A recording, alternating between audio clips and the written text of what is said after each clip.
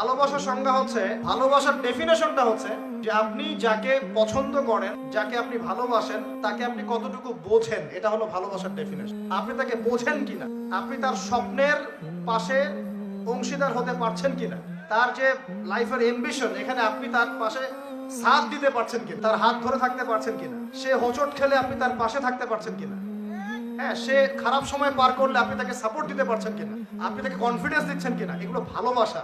আমরা আমাদের সন্তানদেরকে ভালোবাসি না? সন্তান পড়ে গেলে আমরা হাত ধরে তুলি, ওঠো, কিছু হয়নি, আবার যাও। এটার নাম ভালোবাসা। আর এই যে নোংরা জেনা, হারাম অ্যাফেয়ার্স, এটার মূল জিনিসটা যৌনতা। এটা কি জিনিস ভাই? যৌনতা। যারা বলে না এখানে একটা ডিভাইন লাভ আছে, ঐশ্বরিক লাভ, আমি বলি একটা প্রতারণায়। ঐশ্বরিক লাভ না, এটা হচ্ছে শয়তানি লাভ। কারণ কি দেখেন, মনে করেন আপনি তাকে খুব ভালোবাসেন, সে আপনাকে অনেক ভালোবাসেন, তাহলে এখন তার সাথে দেখা করেন না, দেখাটা বন্ধ করে দেন, হাত ধরেন না, জড়ায় ধরেন না, শারীরিক সম্পর্ক করেন না, আপনি এখানে তার সাথে পর্দা মেনটেন করেন, দেখেন পারেন কিনা। সে বলবে না আমি রাজি না, মেয়েও রাজি হবে না, ছেলেও রাজি হবে। আর এদিকে তো বিয়ে কঠিন করে ফেলা হয়েছে, এদিকে আবার পর্নোগ্রাফি ছড়ায় দেওয়া হয়েছে। তো সব মিলায় এরা নিজের চরিত্রকে হেফাজত করতে ব্যর্থ হচ্ছে। সলিউশন কি?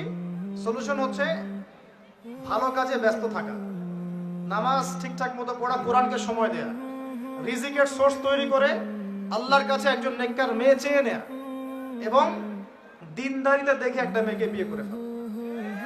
বিয়ে করবেন জাস্ট যখন আপনি কবুল বলবেন আল্লাহ পাকের কালিমাকে সাক্ষী রেখে, আপনি ফিল করবেন যে তখনই আল্লাহর পক্ষ থেকে এই অপরিচিত একটা মানুষের প্রতি আপনার একটা মহব্বত তৈরি হয়ে যাবে।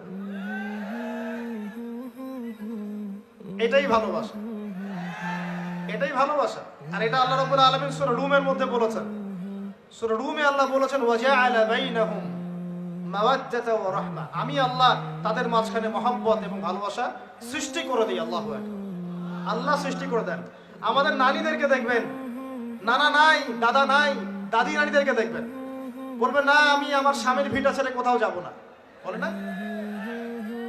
তাদের বিয়ে হয়েছিল, দেখা যায় দাদার বয়স ছিল তখন 16 আর দাদির বয়স ছিল তখন 14। এখন তো করা যাবেই না, এটা করলে আপনাকে শাস্তির আওতায় নিয়ে আসবে। তবে 16 বছর বয়সে আপনি জেনা এখন করতে পারবেন, ঠিক আছে? নাউজুবিল্লাহ। নানির বয়স ছিল 10, 12, নানার বয়স ছিল 20। এসব সময় বিয়ে হয়েছে না? 30, 40, 50 বছর সংসার করছে, কোনোদিন সংসারে ভাঙন হয় না। আছে না এমন? এটা ভালোবাসা।